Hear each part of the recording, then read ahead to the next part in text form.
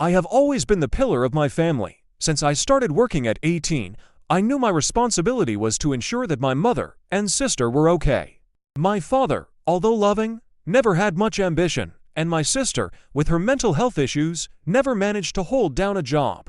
I saw no other option but to work more than necessary every day to keep the bills paid. My life, in practice, was never mine. Everything revolved around the family. I gave up my dreams, my desires, everything. Because I knew that if I wasn't there, they wouldn't have anyone. What I never imagined, however, was that, in the end, everything I did for them would be ignored in such a brutal way. My father's death was a shock. We weren't prepared, neither emotionally nor financially. But what came after destroyed me in a way I can't even explain. When the papers began to be read, I found out that my parents, after all these years of sacrifice, had decided to leave everything to my sister. Everything.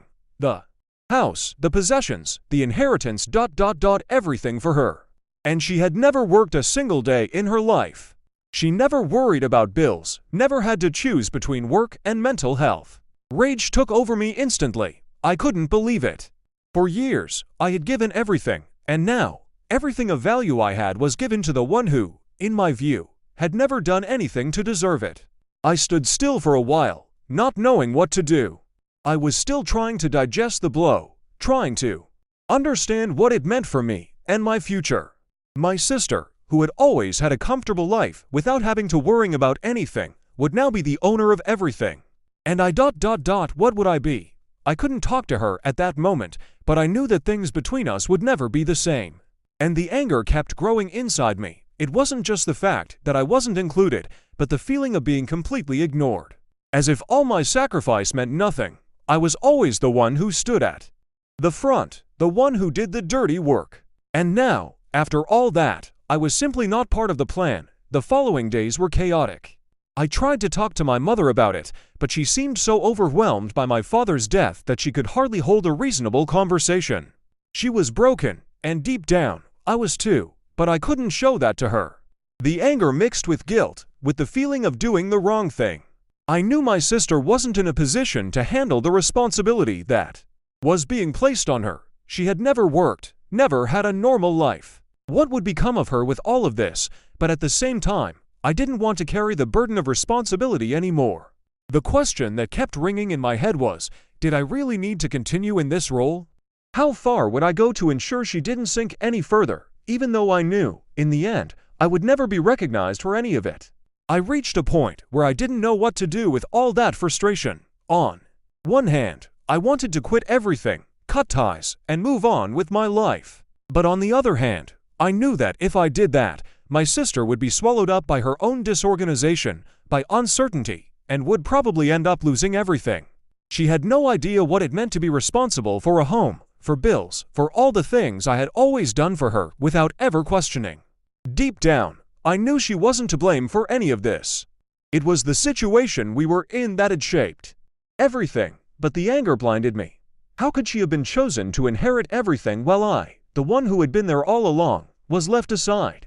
I began to question if something was wrong with me, or if this was my fate, always the shadow, always helping, but never truly being part of the story. That night, something inside me finally broke.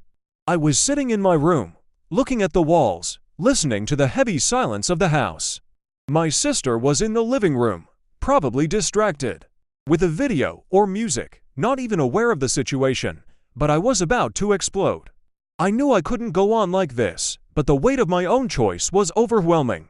I gave up on the desire to fight, to scream, to demand something from my mother. None of that would lead me anywhere.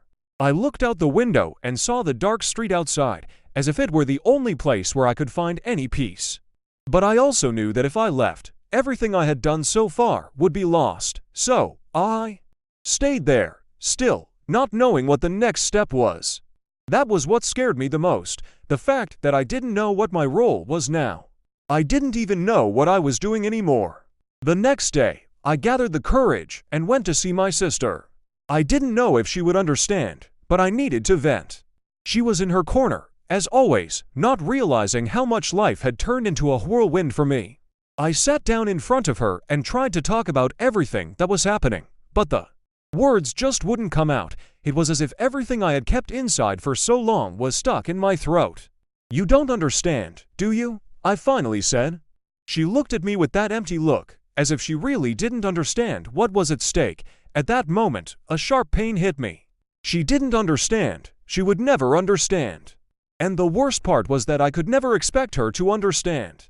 I hadn't done all this for recognition, but somehow, the weight of not being noticed, of not being seen, was destroying me inside. The silence was heavy and long. Neither of us knew what to say after that. She didn't know how to react, and I, no matter how much I tried to explain, couldn't find the right words. When I got up to leave, I saw in her eyes a mixture of confusion and guilt. I didn't know what to do with that.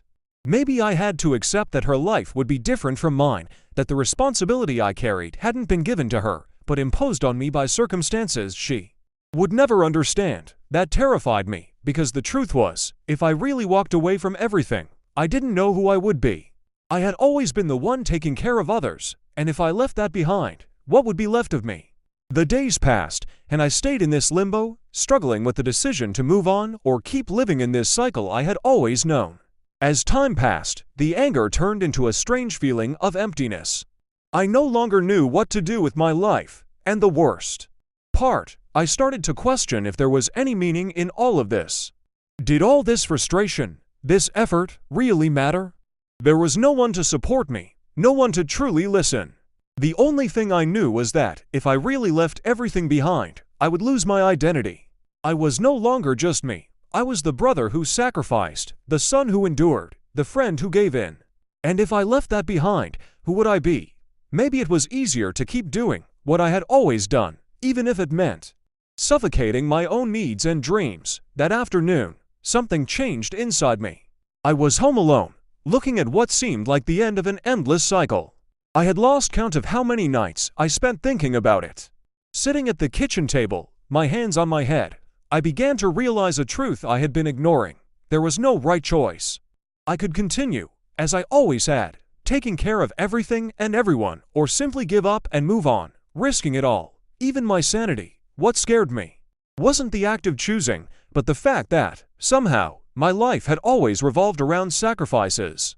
And now, I needed to decide whether to stay on this path or finally free myself from the weight I had carried all along. The fear of choosing was stronger than I imagined, and the feeling of not having control over my own life consumed me completely. The next day, I went to a lawyer's office. I knew that if I wanted to do something, I had to start taking concrete action. I didn't want to rely on the empty promises my mother made, telling me things would get better. I knew they wouldn't. I looked at the papers the lawyer gave me, and everything seemed so distant, as if it wasn't mine to decide. As if I were making a decision for someone else. But at the same time, it was the only path left for me, the only one that could give me some control over the situation. I thought about how my life had been reduced to a game of obligations, responsibilities that no one asked me to take on, but that I accepted because I didn't know how to escape. I began to understand, at that moment, that there was no simple answer. I was trapped, one way or another. As the conversation with the lawyer progressed, a sense of hopelessness took over me. He spoke about my sister's rights, about how things were clear in the papers, but I couldn't hear him properly.